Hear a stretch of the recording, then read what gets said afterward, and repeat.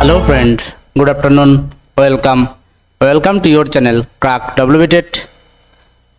Paschimbanga group C group D এবং primary ইন্টারভিউয়ের গুরুত্বপূর্ণ একটি বিষয় যেটি পশ্চিমবঙ্গ দিবস 2026 সালে এটি নিয়ে এত কেন চর্চা।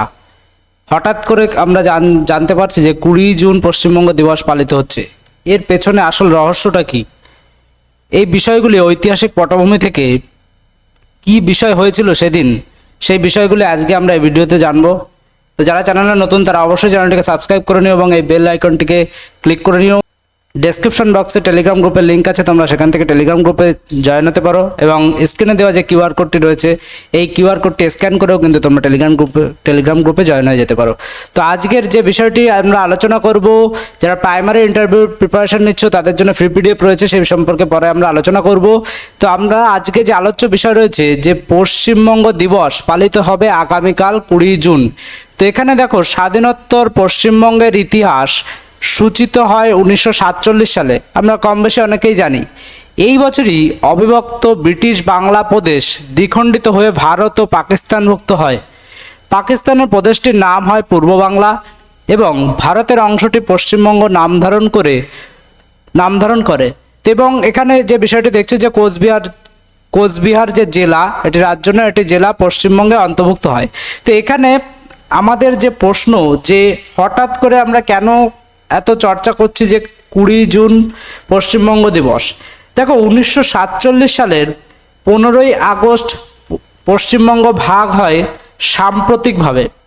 তো এর যে 20 জুন পালনের যে ইতিহাস, সেটি জানতে হলে আমাদের ঠিক তার 2 মাস পিছিয়ে যেতে হবে। অর্থাৎ তারিখটি ছিল 20 জুন। তো এই দিনে ঠিক কি হয়েছিল? তো এই দিনে 1946 সালের ইতিহাস ঘাটলে লক্ষ্য করা যায় যে মুসলিম লীগের তরফ থেকে কিন্তু দাবি তোলা হয়েছিল বাংলা প্রদেশকে পাকিস্তানে অন্তর্ভুক্ত করতে হবে। এবং সেই ঘটনা বাঙালিরা বুঝতে পারে যে যদি এটি পুরো পাকিস্তানের মধ্যে চলে যায় তবে তাদের অস্তিত্ব সংকটে পড়বে। সেজন্যে শ্যামাপ্রসাদ মুখোপাধ্যায় সহ বিভিন্ন মনীষীরা গর্জে ওঠে। তারা দাবি তোলেন যে যদি ধর্মের ভিত্তিতে দেশ ভাগ করতে হয় তবে বাংলা হিন্দু সংখ্যাগরিষ্ঠ অংশকে ভারতের সাথে যুক্ত করতে হবে, যাতে বাঙালিরা একটি নিরাপদ জায়গায় থাকতে পারে। তো এটিই ছিল কিন্তু একটি গুরুত্বপূর্ণ পটভূমি। তো এখানে আমরা দেখতে পাচ্ছি 1947 সালে বঙ্গভঙ্গ ভারত বিভাজনের একটি অংশ হিসাবে ধর্মের উপর ভিত্তি করে ব্রিটিশ ভারতের অন্তর্ভুক্ত বঙ্গপ্রদেশ ভারত এবং পাকিস্তানের অংশ হিসেবে বিভক্ত হয়।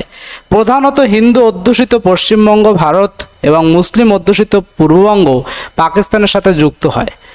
1947 সালে 20 জুন বঙ্গীয় আইন পরিষদের বঙ্গপ্রদেশের ভবিষ্যৎ নির্ধারণের লক্ষ্যে মিলিত হয়, যেখানে ভারত বা পাকিস্তানের মধ্যে সংযুক্ত বাংলা বা পূর্ব বাংলা এবং পশ্চিমবঙ্গের বিভক্ত যথাক্রমে বাঙালি মুসলমান এবং বাঙালি হিন্দুদের আবাসস্থল হিসাবে গঠনের প্রস্তাব দেয়। প্রাথমিক যৌথ অধিবেশনে পরিষদ 120-90 দ্বারা সিদ্ধান্ত নিয়েছিল যে বঙ্গ পাকিস্তানের নতুন গণপরিষদে যদি যোগ দেয় তবে এটি ঐক্যবদ্ধ বা অবিভক্ত থাকবে। পরে পশ্চিমবঙ্গের আইন প্রণেতাদের একটি পৃথক বৈঠকে 58-21 ভোটে সিদ্ধান্ত নেয় যে প্রদেশটি বিভক্ত করা উচিত এবং পশ্চিমবঙ্গকে ভারতের বিদ্যমান গণপরিষদে যোগদান করা উচিত। তো এই যে 58-21 ভোট, এটি কিন্তু খুবই গুরুত্বপূর্ণ একটি বিষয়। তোমাদের যেটি বললাম যে এ ব্যাপারে কিন্তু শ্যামাপ্রসাদ মুখোপাধ্যায় সহ বিভিন্ন মনীষীরা সেই সময় গর্জে উঠেছিলেন। তারা দাবি তুলেছিলেন যদি ধর্মের ভিত্তিতে দেশভাগ করতে হয় তবে বাংলা হিন্দু সংখ্যাগরিষ্ঠ অংশকে ভারতের সঙ্গে যুক্ত করতে হবে, যাতে বাঙালিরা একটি নিরাপদ জায়গায় থাকতে পারে। কিন্তু এটি অতটা সহজ ছিল না, এটি ছিল অনেকটা জটিল। তাই একটি ভোটাভুটি করা হয় এবং সিদ্ধান্তে আসা হয় 1947 সালের 20 জুন সেই ভোট হয়। ওই দিন বাংলার বিধায়করা 2টি ভাগে ভাগ হয়ে যায়। তারা 2টি কক্ষে বসে।